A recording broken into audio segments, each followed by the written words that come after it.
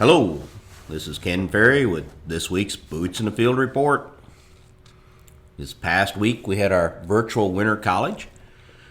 It was a great day and we had a lot of good questions. There's a great amount of interest in Matt's soybean section, especially as it concerns early planted soybeans. Early planting beans has kind of become the norm here in Illinois. From 2015 to 2019, farmers planted on average 4% of their beans in April. In 2021, it was 40%. One question from a grower in Maryland was, what soil temperature should they start planting early beans?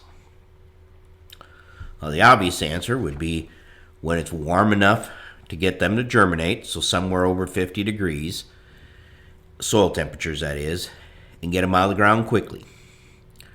The quicker they get out of the ground, the less insect and disease issues and the more uniform the stand. Especially where growers are dealing with sudden death in the soybeans. The longer the bean spends in the ground, the more likely it's going to be infected. Well, that's the obvious answer. But when it comes to early planted soybeans, we must throw the obvious out the window. The goal is to get the bean to the unifoliate stage quick enough to pressure the bean to start flowering early before the solstice. Once the unifoliate leaf expands out, those two leaves, which depending on GDUs could take anywhere from 9 to 21 days after emergence, they will start to sense the nighttime-daytime length. If the nighttime length or the critical photoperiod is short enough, it'll trigger flower induction.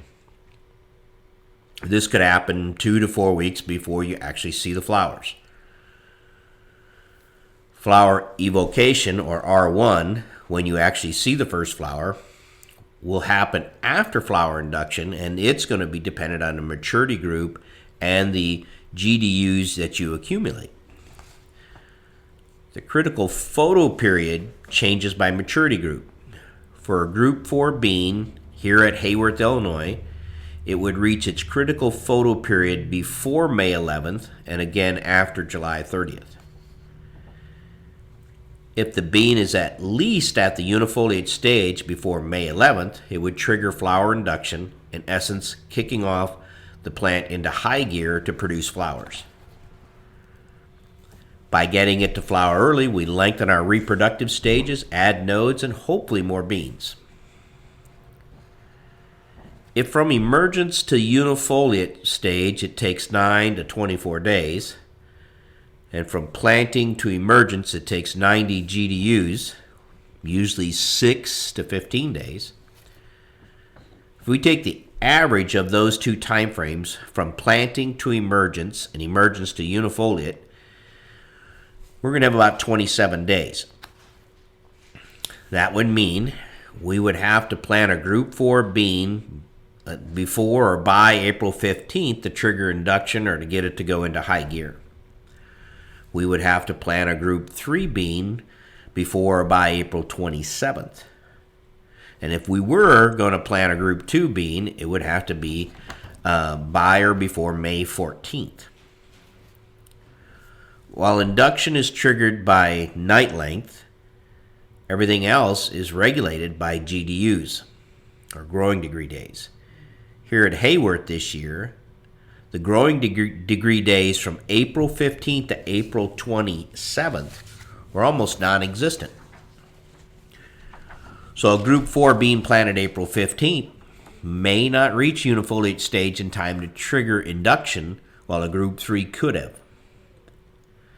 Now in early April, April 2nd through the 9th, we had temperatures in the 80s and 70s, which was enough to get our Group 4 beans to the unifoliate stage before May 11th. But they had to been planted April 2nd through the 4th. Back to the original question. What soil temperature should you start planting beans at in Maryland? In a perfect world, you could lay in the weeds and wait, watching soil temperatures and the future forecast. When soil temperatures got to 50 degrees and the forecast had some heat in it, you could pull the trigger and plant. This would shorten that time from emergence to unifoliate stage, shorten it on average from 27 days down to 20. This would allow you to plant a Group 4 bean at Hayworth, for instance, on April 22nd instead of April 15th. By waiting for warmer conditions, you could eliminate some stand establishment issues. The problem with this plan is that it allows for no room for a rainout or a breakdown. Not to mention, the corn planting should be going on when soil temperatures are above that 50 degrees. My recommendation for early planted beans is focus more on planting conditions. On those early April days when the soil moisture is fit for planting, but the temperatures are not high enough to plant corn, this is the window I would plant the beans in, knowing they could be in the ground a couple weeks. They're going to need to be protected with seed treatments, especially if you farm in SDS country. When both soil conditions and temperatures are conducive for good corn emergence, you need to be switching to corn or start planting them both.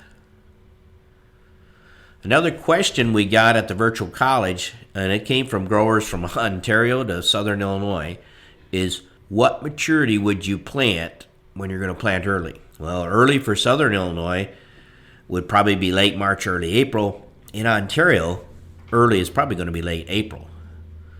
The concept, though, is the same, only the bean maturity changes. Here at Hayworth, we plant early 4s to late Group 2s.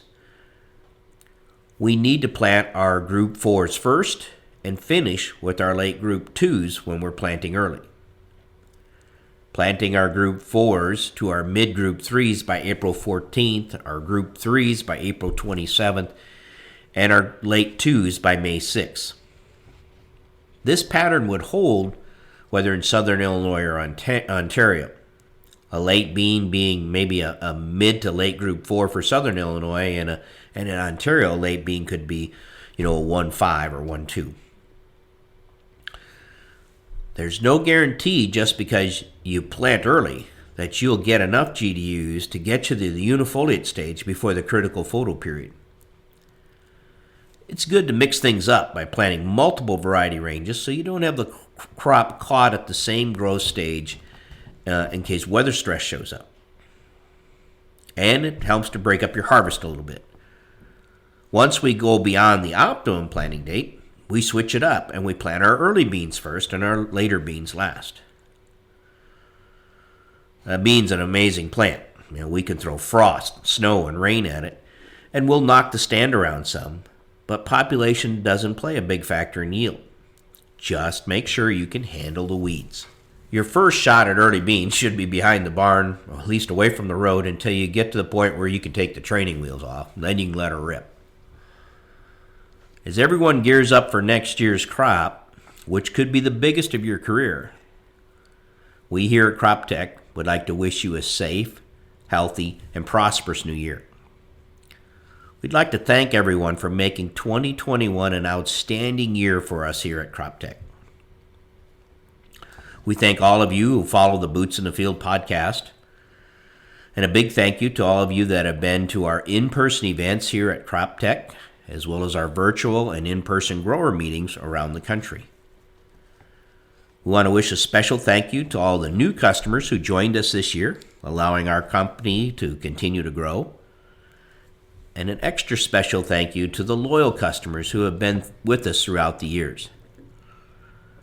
As I take time to ponder our customer base and how it has changed over time, I realize we're not only working with many second-generation farmers, in more and more cases we're now dealing with the third generation as well. I suppose that says something about the fact that I'm getting older. But it is neat to be able to relate to some of these beginning farmers about adventures I've had working with their grandfathers. We here at Crop Tech are looking forward to working hard to earning everyone's loyalty in 2022.